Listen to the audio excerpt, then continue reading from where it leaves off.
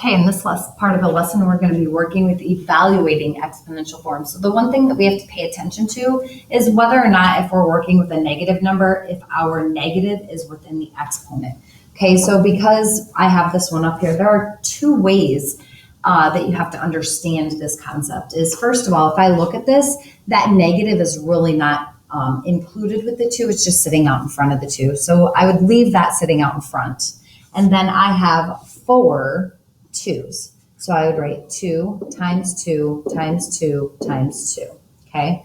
Very common mistake is students think that it's -2 times -2 times -2 times -2. Because that negative is not included in a parenthesis, we don't include it when we write out the numbers. Okay. If it was included in a parenthesis, such as this,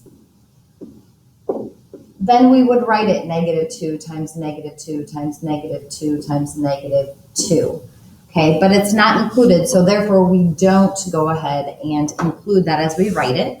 And I know sometimes some of you are going to get beyond where you have to actually go through and write it out, but this will visually help you understand what we're actually solving. So now if I do 2 times 2, well, that gives me 4, times 2 gives me 8, times 2 gives me 16. So 16 is my digit. I have one negative, so my final answer is -16 on that. Okay, and yes, if you need to, you can use a calculator to help you. So make sure you're paying attention whether or not that negative is involved in there. So let's review really quick. Let's say this did have the negative involved in a parenthesis. Okay, so I already wrote this out earlier.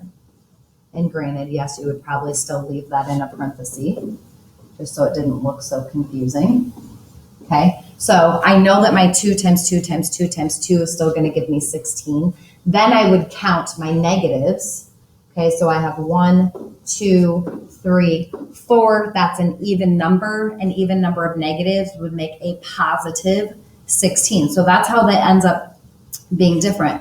Another thing that we have practiced previously would be if you look at your number of exponent, if it's an even number, then that even number tells you there's an even number of negatives, which would make it a positive, okay? So paying very close attention to whether or not that negative is included or not, or if you're just gonna apply it in the end.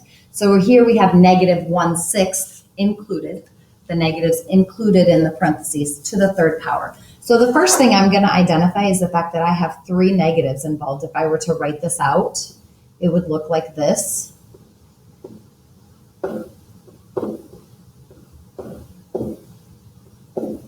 I have 3 negatives, which tells me in the end, my answer is going to be a negative. Now I know fractions sometimes are overwhelming. Remember, you can think of it like this: 1 to the third power over 6 to the third power. Now I've already identified my answer is going to be negative, so I'm not going to go ahead and do that. Or I can do 1 times 1 times 1 gives me 1. 6 times 6 is 36, times 6 I believe is 216. But we'll double check that. It is 216, so, and I've already identified that it's going to be a negative answer, so it's -1 over 216, or 1/216 negative. Okay? So don't let those fractions throw you off. Think of it, remember, as smaller pieces, which we learned that earlier.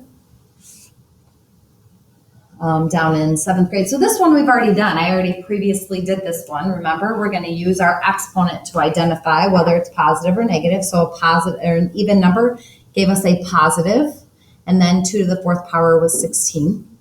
Okay, I want you guys to try this one. So go ahead, pause your video, work your way through this one. Yes, you can use your calculator to help you if you need to. So go ahead and work through this one and then restart your video to check your answer.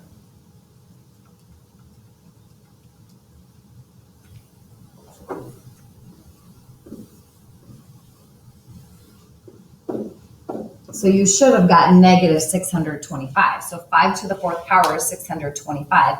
This time that negative was not included, so I had just apply that to the final answer. Really what you're going to be doing with that one is they'll probably have another number out here, like 7 to the 3rd power minus 5 to the 4th power. So then you're looking at it as a minus sign and not really a negative.